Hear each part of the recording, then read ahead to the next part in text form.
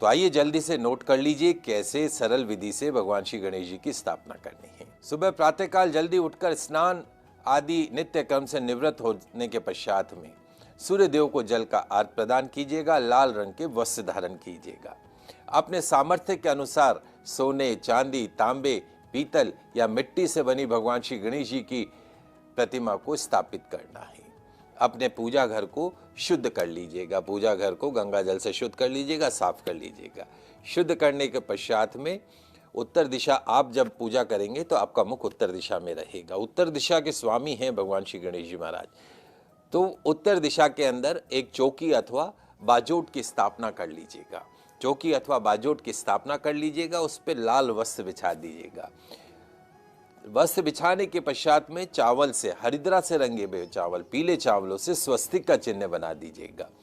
स्वस्तिक के चिन्ह के मध्य में एक चांदी का सिक्का रख दीजिएगा और उस पर श्री गणपति महाराज की प्रतिमा को स्थापित कर दीजिएगा। जो भी आप विसर्जन के लिए जो प्रतिमा लेके आए हैं उसको वहां पर स्थापित कर दीजिएगा। गणेश जी महाराज की प्रतिमा को स्थापित कर दीजिएगा। श्री गणेश जी महाराज की दाएं और बाएं भाग में रिद्धि सिद्धि माता को स्थापित अवश्य कीजिएगा। अकेले गणेश जी की पूजन नहीं होती है, रिद्धि सिद्धि माता को भी वहां पे स्थापित कीजिएगा। एक एक सुपारी भी साथ में रख दीजिएगा। गणेश जी महाराज के समक्ष, रिद्धि सिद्धि माता के समक्ष एक एक सुपारी रख दीजिएगा। चौकी के पूर्व दिशा में एक कलश की स्थापना कर दीजिएगा। कलश रख दीजिएगा एक तरफ। कलश में जल भर दीजिएगा। पंच पल्लव यानी 5 पेड़ों के पत्ते उसमें कलश के मुख पर स्थापित कीजिएगा और नारियल को लाल वस्त्र ढककर लपेट कर कलश के मुख पर स्थापित कर दीजिएगा। गणेश जी महाराज के एक तरफ शुद्ध देशी घी का दीपक जलाइएगा, एक तरफ तिल्ली के तेल का दीपक प्रज्वलित कीजिएगा। अब सबसे पहले आपको भगवान श्री गणेश जी महाराज की पूजा का, स्थापना का संकल्प लेना है। तत्पश्चात में जो मुख्य मूर्ति, जो आपकी मिट्टी की बनी हुई जो मूर्ति है जिसको आप विसर्जन करेंगे, उसको तो आप आसन पे रखेंगे। आपके घर में यदि चांदी की प्रतिमा है गणेश जी महाराज की तो उसको एक ताम्र पात्र में रखेंगे। गुलाब के पुष्पों की पत्तियां उस ताम्र पात्र में रख दें और गणेश जी महाराज को उसके ऊपर स्थापित कर देंगे। तत्पश्चात गणेश जी महाराज को स्थापित कर दिया। उसके पश्चात गणेश जी महाराज का अलग अलग उपचारों से अभिषेक करना है। सबसे पहले कच्चे दूध से भगवान श्री गणेश जी महाराज का अभिषेक करना है। ओम गंगणपते नमः, ओम गंगणपते नमः। दही से अभिषेक करना है। पंचामृत से भगवान श्री गणेश जी महाराज का अभिषेक करना है। शहद से अभिषेक करना है। बूरे से अभिषेक करना है। गंगा जल से अभिषेक करना है। केवड़ा जल से अभिषेक करना है। गुलाब जल से अभिषेक करना है। सुगंधित इत्र के जल से भगवान श्री गणपति का अभिषेक कीजिएगा।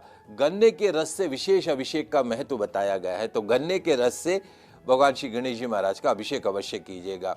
फिर उसके पश्चात में शुद्ध जल से स्नान करवा के, जैसे आप अपने बदन को पोंछते हैं स्नान के पश्चात, वैसे ही शुद्ध वस्त्र से भगवान श्री गणेश जी महाराज के शरीर को पोंछिएगा।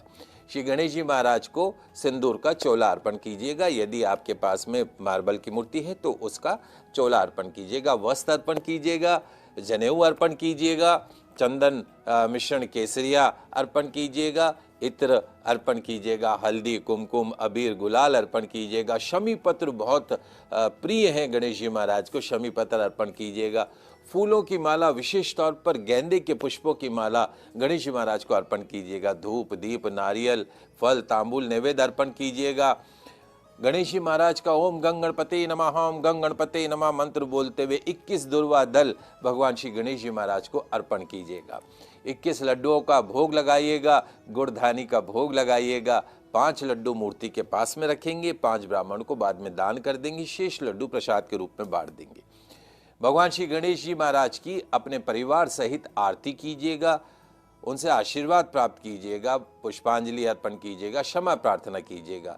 घर में जो भी ब्राह्मण को किसी को बुला के भोजन भी कराइएगा और जो भी मेहमान हैं उन्हें भोजन प्रदान कीजिएगा। छोटी कन्याओं को भी बुलाइएगा, उनका पूजन भी कीजिएगा, दक्षिणा भी प्रदान कीजिएगा। संध्या के समय आपको स्वयं को भोजन ग्रहण करना है। पूजन करते समय जो मंत्र आपके सामने रहेगा, ओम गंग गणपते नमः, ओम गंग गणपते नमः, ओम गंग गणपते नमः। श्रद्धा के साथ चतुर्थी के दिन व्रत रखें। गणेश पूजन करने के पश्चात फलाहार ग्रहण कर सकते हैं। चतुर्थी तिथि का मातम्य ये है कि इस दिन विधिवत व्रत करने से श्री गणेश जी महाराज तत्काल प्रभाव से प्रसन्न हो जाते हैं। चतुर्थी का व्रत विधिवत करने से व्रत का संपूर्ण पुण्य प्राप्त हो जाता है। विधि विधान पूर्वक व्रत करने से वर्ष पर्यंत चतुर्थी व्रत करने का फल प्राप्त होता है। चतुर्थी के शुभ फलों के द्वारा किसी भी कार्य में कोई विघ्न नहीं आता है। संसार के समस्त सुख प्राप्त होते हैं। भगवान गणेश जी की कृपा सदैव बरसती रहती है। तो इस सरल विधि के द्वारा आप भगवान श्री गणेश जी की पूजन अर्चन कर सकते हैं।